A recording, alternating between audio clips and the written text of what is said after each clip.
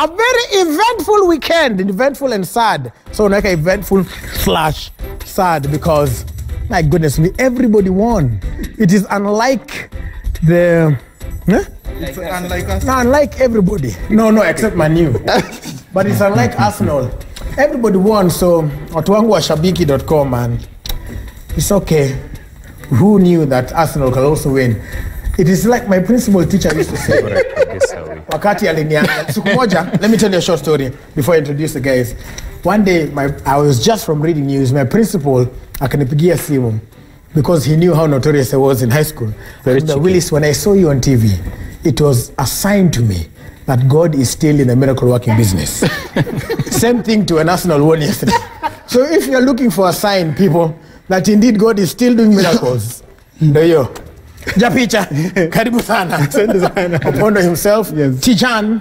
You know, you are going to be a miserable failure. So we have to really thank that teacher for having worked so hard. So you can't compare your failures with the Gunners. No. Anyway, no. It's good to be here. Mikel Arteta, the art of Arsenal, and one Steven Shitera, Pulisic bado ako injured, but come back. He'll be back. Also, Sam Gituku was very happy, excited, thrilled because of Man City's narrow, slender, slim. He's a Manchester City fan. Yes, he is. So they will be playing the Africa Championship. Watakuwa Africa Championship kwa sababu wamepewa ban, wanatufichia pesa. Wanajifanya kama gava ya Kenya. Lakini FIFA fair play ni nani? Okay, so many places where we can start, but I guess, let's just start with football. We'll wind up with that. Also over the weekend, big win for Fury over Wilder. We'll be discussing that as well. Shitara, you came from Chapadimba. Yeah, straight, very fresh from Chapadimba, and there is talent out there. I was there with the Harambee Starlets coach, David Ouma, who really called on the KPL coaches because they are crying and importing players, and yet we have players right in our soil. So it was a rallying call from the Harambee Starlets coach. Teams should actually invest in the scouting department rather than wait for the season to end, then call on a scouting mission so that they can look for players in 2-3 days. And he said, indeed, this way you cannot get the right talent because they are not in their raw form. In our language, in our business, we might call it edited version of that scouting activity. But look at this one, very raw talent out there.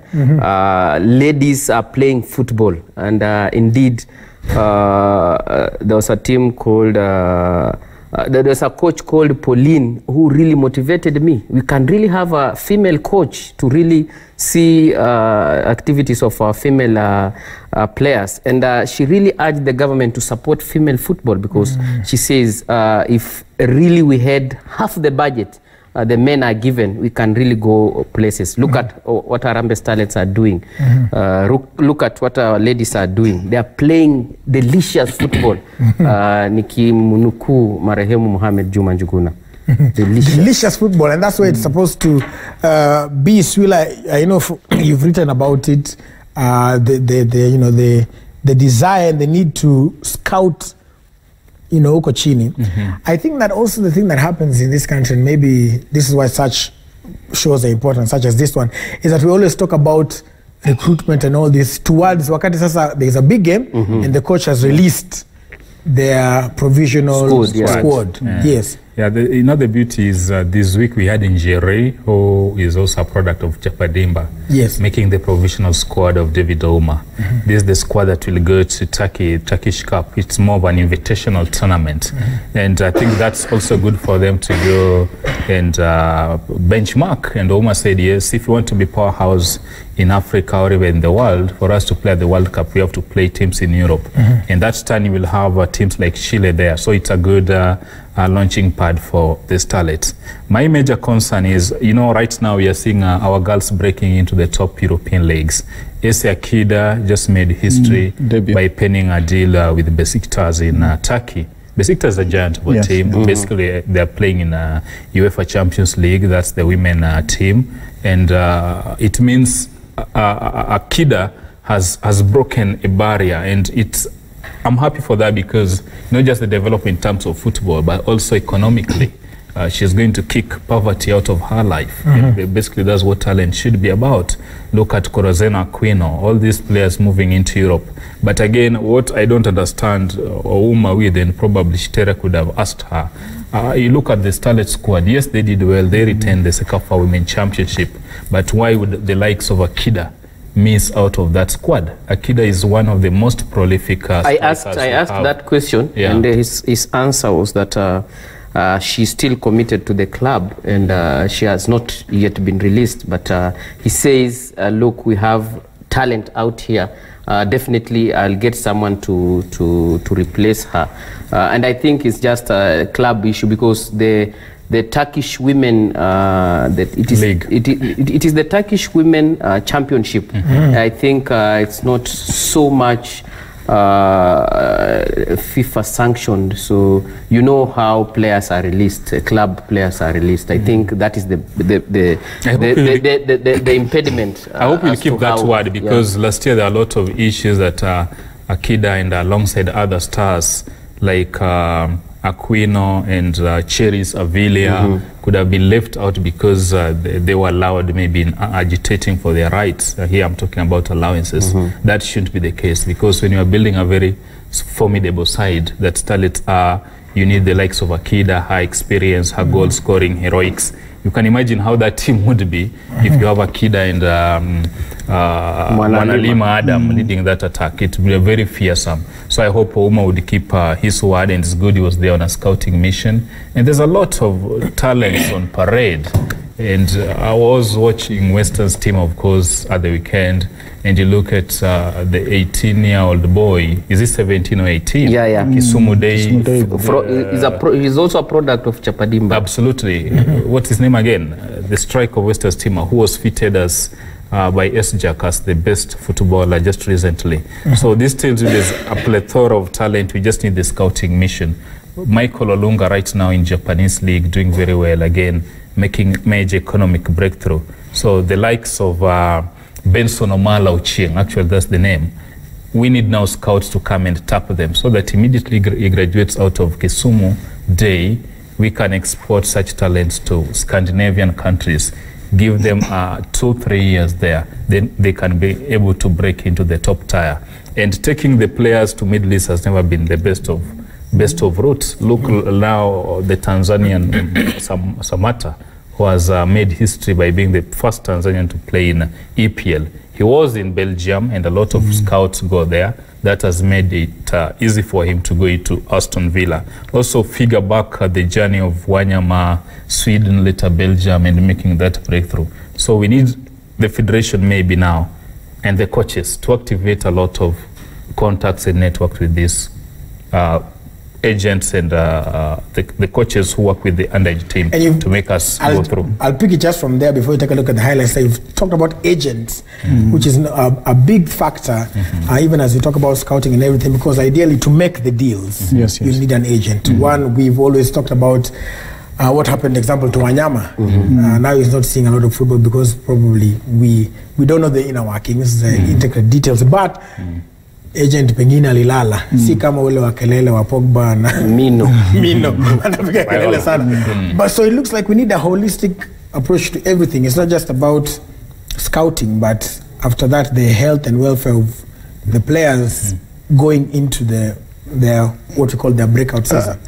I think there's talent, but now if there's talent and then after the corporate has done their part, you know, the government as we wait for them to do their part. As wait for them to do their part. The talent is there. The girls are playing good football. Ouma is there scouting the talent. That's what every coach should be doing.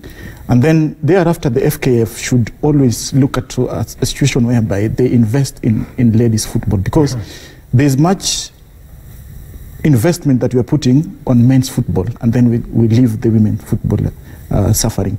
So I think we should put them in a way like Shitara is saying, like all the support that the men are getting, the women are supposed to get.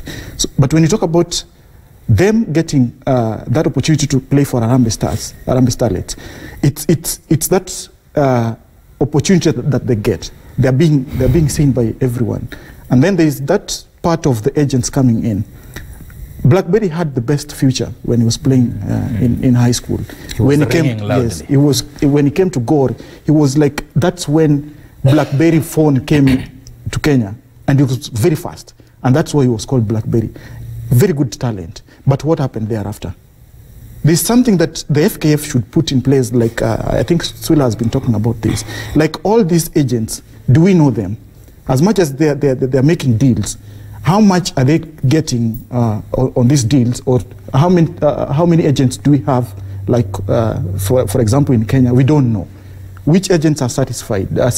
Are they there? We don't know. So we should look at a mechanism whereby all these agents are known. We know them. Even the business that they do, we know. I think it's something that should be done, because we have a lot of talent. When they go outside, they're nowhere to be seen. The best thing that they will do, they'll come back to Kenyan League or go to Tanzania. I think the only agent in Kenya who is accredited, and I know, is George Bwana. You know Bwana? Yes. Actually, Najita Mendes.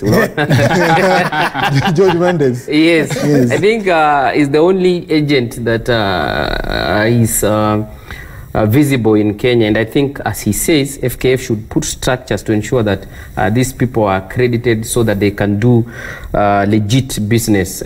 Sababu wenye wamebaki naweza waita brokers, sababu unaona chairman wa club Dan Shikanda yanavurutana kwenda kusign player. When Makwata left, I think he's the one who chased the signature of the current striker, who is hitting the net left, right, like what happened with was it Avire or who? John Avire. Yes, the one who went to Egypt. That guy, that boy had talent. But now, if you look at the structures, if you look at how the deal was cut, the team, the Harambee Stars was playing in Egypt. The deal was cut there, whatever. There was a lot of problems. Actually, speculation ikisema kwamba he was included into the Harambee Stars squad so as to make the deal in Egypt. And of course, until now, he's not played. We all know how it went. But the bottom line is that good contact and good guidance, and I keep referring to Michael Olunga's case. Yes. Probably had it not been for Jacob Ghost Mulee, Olunga couldn't be playing in Japan today. He couldn't have made the economic milestone he's made for himself and his family, because we know everybody wanted to take him to Tanzania, to South Africa, and we all know how South Africa has been a very bad hunting ground for Kenyan players. So if you have a father figure who is going to guide you, somebody who understands football, somebody is going to put you through to the right clubs, you are going to make it. If I watch some of the talents on EPL, I don't think there's any reason that can bar Eric Marcelo from playing EPL. I don't think so. It's better, I think, even better than that Bukayo Saka you guys have been praising before this show. No, but he's not getting that opportunity. Okay, well, anyway, we are Kenyan first, so indeed. Let's go with that. Well, I want to take a look at some of the results from the KPL before we jump right into, some of the highlights that we have for you here. Quite interesting here. We have some games here. So we have for AFC Leopards against Sofapaka. That match ended 2-1. But first of all, on Saturday we had Bandari versus Mathare. That match ending 3-1. Posta Rangers and KCB. Hey. County karibu tuchanganya hapo. 3-1. Western Stima Kariobangi Sharks. It ended goalless. And then we also have Gor Mahia and Zoo Kericho. Gor Mahia actually, this was an interesting game. It was a late winner. Yeah, because it was 3-2. Yes. And we know that Gor Mahia looks like it's supposed to be a dominant team, but then to see this, especially going down almost to the wire. You know what happens with when you play Gor, you want to put all your energy on that game. Yes, you remember the last two games Gor has won in the last minutes before the games end. But you have that mentality like they're champions. They want to win. Yani Gor wako juu kama bei ya nyanya. Yani unaona? kitu kama hiyo. Yani, they have that mentality of winning, and that's why Pollack was saying that what Gor has built, it will take other clubs so many years to build. But I But think for it to, this like, season, this season, Zuckerich is number 14. Yes. yeah, that's what I'm saying. You Yes. see, this season, the environment in the Premier League is so polluted. Yes. That you see a team like Gor Mahia. Actually, they were 2-1 down by the 68th minute before they equalized and scored a late winner. And I think the idea to terminate the contract, which is ending, the KPL FKF contract, I think it will be a good idea, because the word has it that Gor Mahia have not been given their prize money. The 4 million. The 4 million they won last Yes. season. So why should I struggle to win another 4 million this season, which I'm certain that I will not get? So to me, I don't think that it is that mentality by small teams to struggle and win against Gor Mahia. I think it's the environment that has been created in the KPL, that even if you win as a champion, you don't have the prize money. So what are you fighting for? But And on the other hand, To me, I think the players are just displaying themselves for the market. And Look you at know, John Makwata. and He displayed himself, no salary. Actually, he moved on to just hold greener that, pastures. hold that thought there. You know what you're saying, to prepare for KPL match, Raburu, it's very expensive. you need average between 300 and 500,000 to prepare for one match, because you put those players in a week-long training. Ordinarily, you need to pay them training allowance, which is around 300 shillings daily, to enable them come to that camp. There are a lot of things, water and all that. Those are just basics. They need to travel. If by road, they hire maybe those buses, you have to fuel it. At times, Gor travel by air, so you can do your mathematics. I mean, so it is only But I think someone I'm just about to make my point. someone pays for that air ticket. Because So Raburu, so imagine. it's not the club. They call the Imagine. patron. It's not the club. Whoever pays, that's called goodwill. So imagine you're spending around 300 or 400,000 Yes. to prepare for a match. That's one weekend. Then after rigorous 8 months of action, the KPL body pays you 4 million for winning that title. It's an abuse. It's absurd. It's a drop in the ocean. So KPL also needs to be good negotiators. But as Shitera says, change is coming, in that the ownership and the rights of KPL, upon conclusion of this season, will shift to FKF. So I'm hoping, or we are hoping rather, that we've seen a lot of corporates running to sign deals with FKF. It seems Mando is a good negotiator. I hope when FKF takes we'll over those see. rights, Yes. we are going to see more corporates coming on board. But from where I sit, I can tell you there's a lot of underhand deals going on. There are gaming firms, which I won't mention their names, who are courting Gor Mahia. But I also want to believe Rachir, with this legal background, will be smart this time round, such that when he pens between the dotted lines with any entity, there has to be an exit clause. Yes. Today, if you say as Raburu, now you're pulling the plug on this sponsorship, that club does not lose like they've been living. You have to pay for just The full season. walking out of that contract. Yes. That's how it's done world over. Yes. It has to be above board. We have to be professional.